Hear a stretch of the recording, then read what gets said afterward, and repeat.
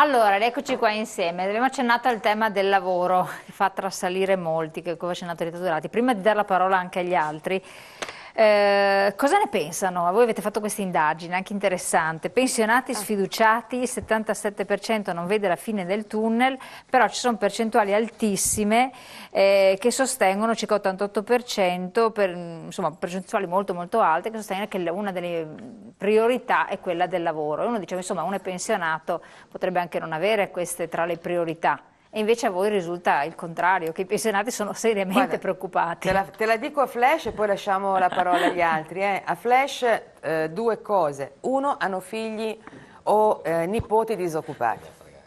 E siccome loro fanno da ammortizzatori sociali, è evidente che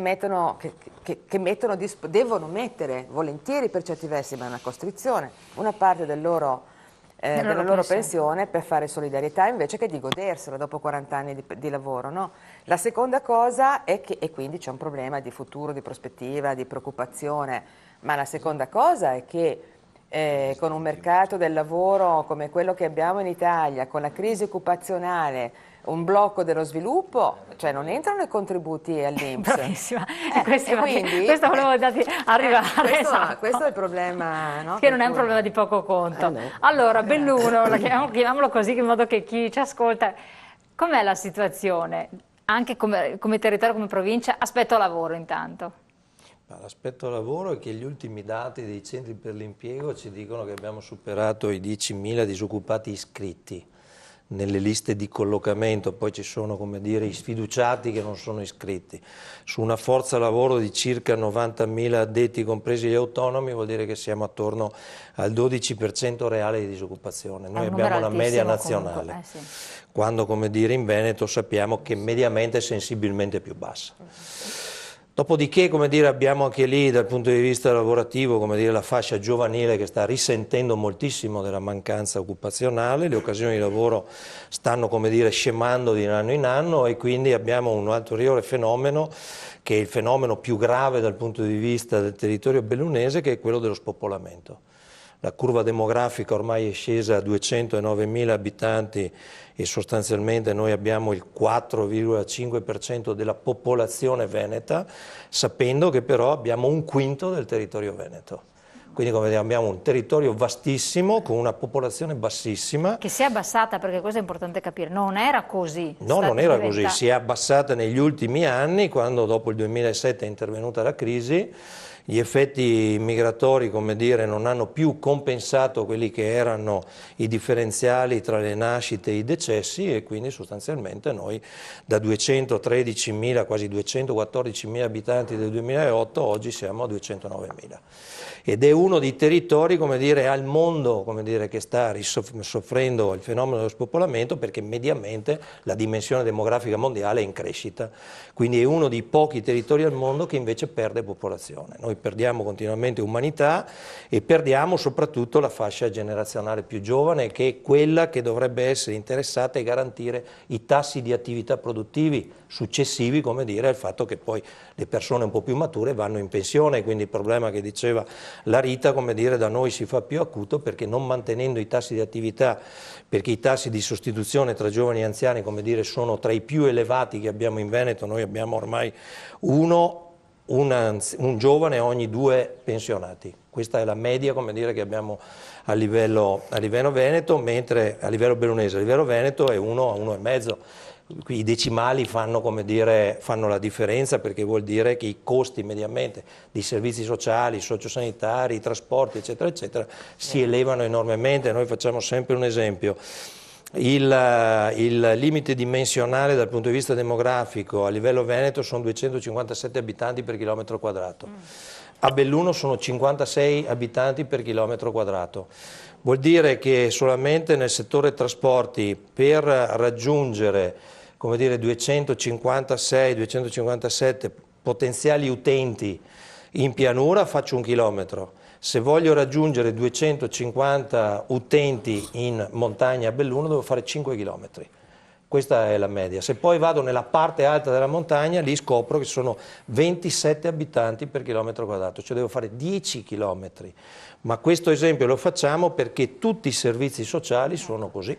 Quindi vuol toccato un dire che aspetto che c'era stato sollecitato. i costi aumentano enormemente nel territorio di montagna, ed è questa la ragione per cui ad esempio oggi in Commissione Bilancio in Regione Veneto abbiamo chiesto una maggiore attenzione sul territorio montano a partire dall'applicazione dell'articolo 15 dello Statuto del Veneto, che stabilisce la specificità del territorio bellunese. Dovrebbero trasferire i referati, come dire, che l'articolo 15 prevede, con una serie di risorse che però è ancora inapplicato. Quindi non c'è ancora, non possiamo darla come... È nello Statuto del Veneto approvato da qualche anno, ma è rimasto lì sulla carta, ed è una delle richieste che i bellunesi continuano a chiedere, perché se lo Statuto del Veneto, che è la Costituzione della Regione Veneta, stabilisce la specificità del territorio montano, vorremmo vederla applicata una volta per tutte. Assolutamente. Ecco, noi abbiamo avuto dei telespettatori della zona di Belluno che lamentavano una situazione socioassistenziale molto carente e non idonea alle reali problematiche di chi vive quel territorio. Anche ci hanno fatto degli esempi: trovare una persona, una badante per fare un esempio, non è la stessa cosa che trovarla a Padova o a Mestre. Vi risulta lo stesso? E quindi c'era chi chiedeva un aiuto, un qualche cosa, come fare? Perché tutto si riduce enormemente dal punto di vista delle possibilità. Le badanti è un caso, ma il servizio sociosanitario, di fronte, come dire, a una popolazione mediamente più anziana che altrove, mediamente siamo sui livelli di Rovigo, noi a Rovigo ce li contendiamo, ecco, come dire, abbiamo il primato della popolazione anziana e delle pensioni più basse. Poi esatto, noi, sì, come loro, noi abbiamo una nostra ragione, loro hanno la loro. Il nostro ovviamente è una regione legata al fatto che l'industrialismo è partito molto in ritardo rispetto alla pianura.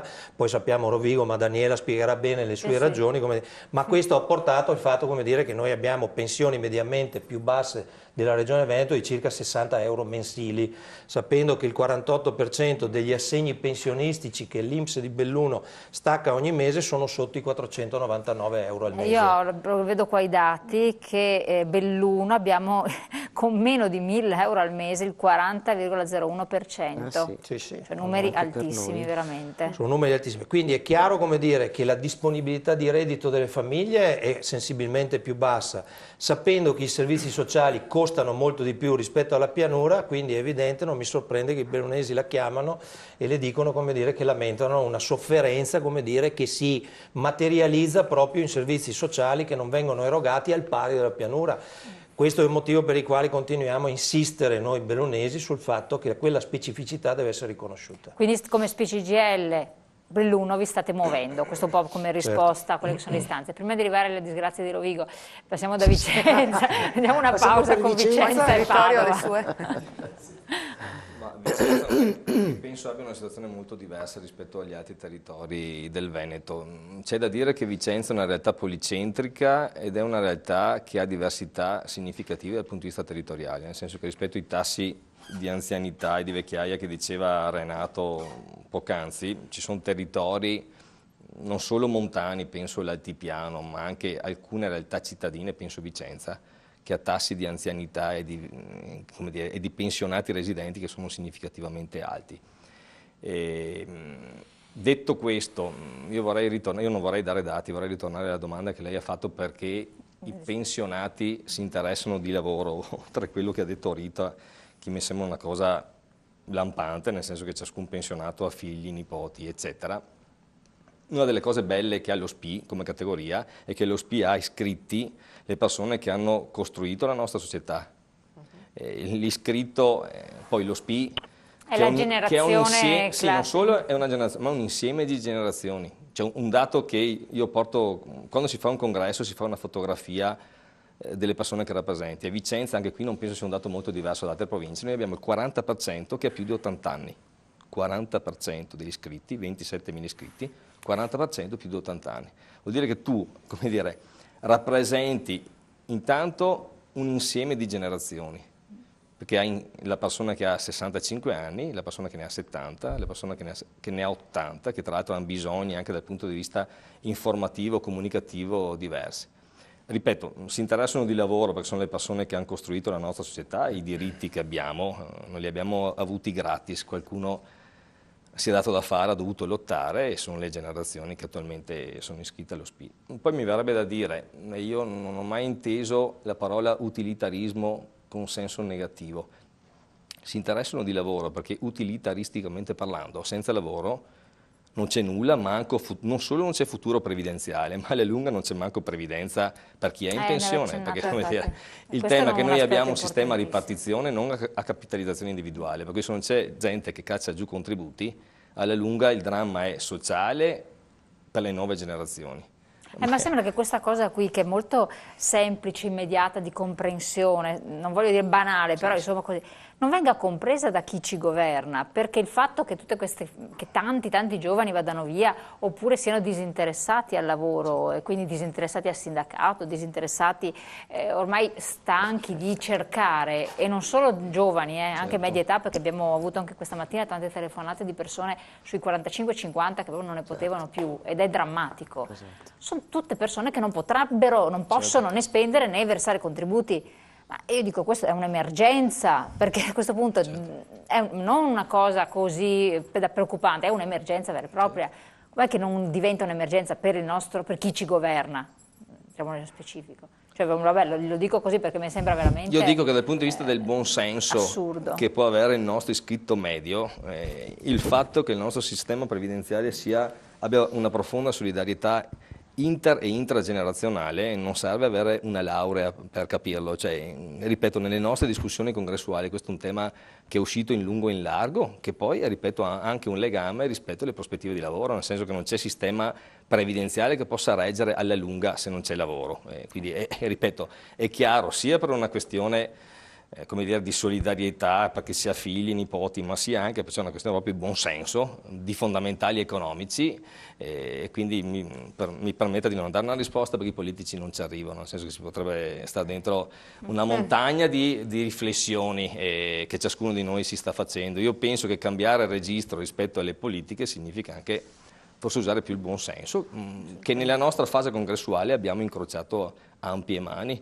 Il buon senso si trova sia in chi ha 65 anni ma anche in chi ne ha 80, e quindi chi vive anche le proprie prospettive future in maniera diversa, ma ha chiaro che non c'è società se non c'è solidarietà tra le generazioni. Ci sta. Mi piaceva che lei era molto partecipe, possiamo ripassargli il microfono un attimo. Da dove viene? Rovigo. Ecco, quindi Rovigo. Dica la sua. Ma sentendo la segretaria generale e anche gli altri segretari di Belluno e di Vicenza,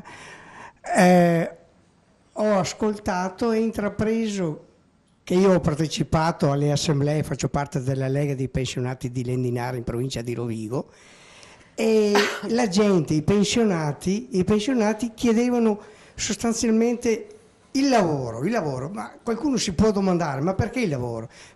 Questo è scaturito dai discorsi che si è fatto adesso sui problemi che hanno i figli, sono disoccupati, e per aiutarli in questa maniera, Io per esempio sono nella Camera del Lavoro come non responsabile, collaboratore dello SPI, e tantissima gente che viene in Camera del Lavoro, perché è una Camera del Lavoro abbastanza grossa, un paese di 12.000 abitanti, e ci chiedono il lavoro e non c'è più niente.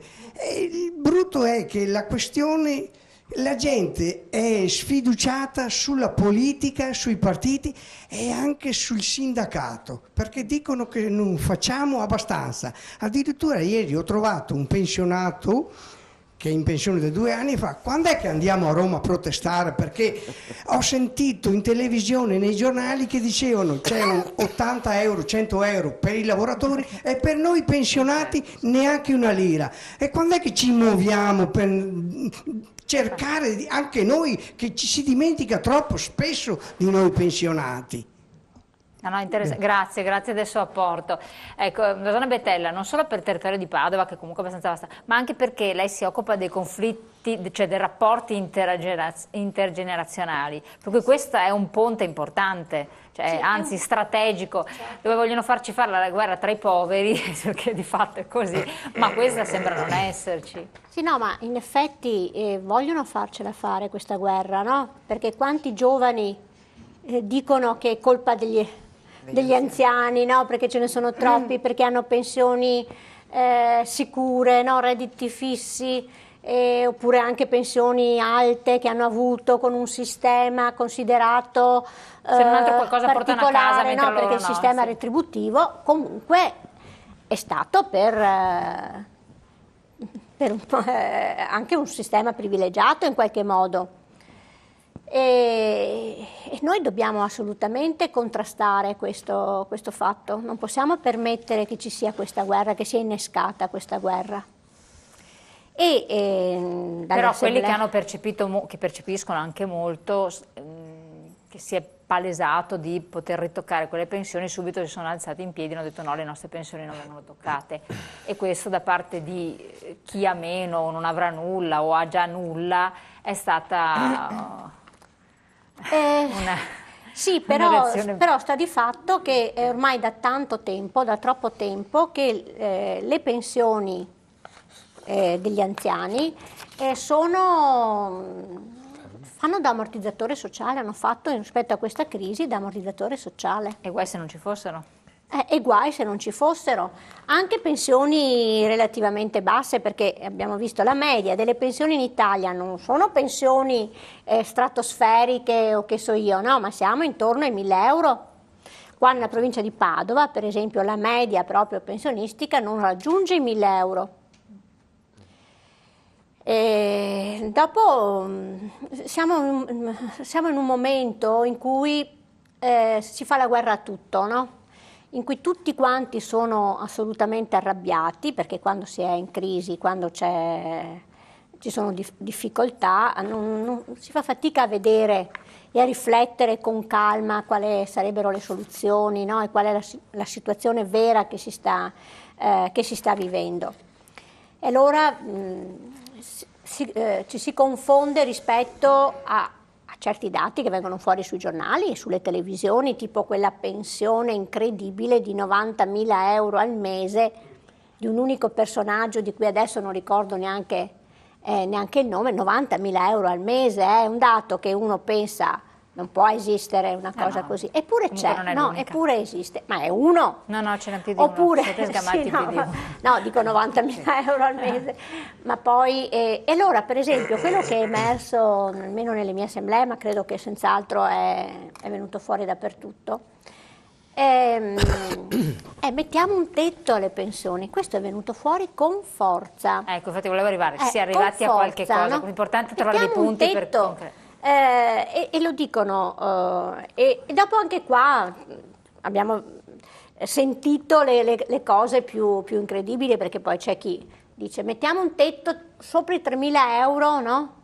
Ecco, bravissimi, non ne voglio tenere sospeso, siccome la questione tetto suscita gli animi. Anche qua delle valutazioni. Affrontiamo questo tema qua, lo approfondiamo subito dopo la pubblicità, perché so che anche molti di coloro che ci ascoltano l'hanno lanciato un sacco di volte e hanno detto ma perché il sindacato non si fa portatore di questa mozione, di questa cosa che può interessare tantissimi. Poi abbiamo avuto altri che invece si vede che questo tetto ci sono dentro, cioè, anzi lo superano abbondantemente, beati loro, che hanno trasalito dicendo non si toccano i diritti acquisiti. Allora vorrei toccare questo aspetto, sentire quindi il vostro parere e anche quello della segretaria elettorati, subito dopo la pubblicità, tra pochi secondi.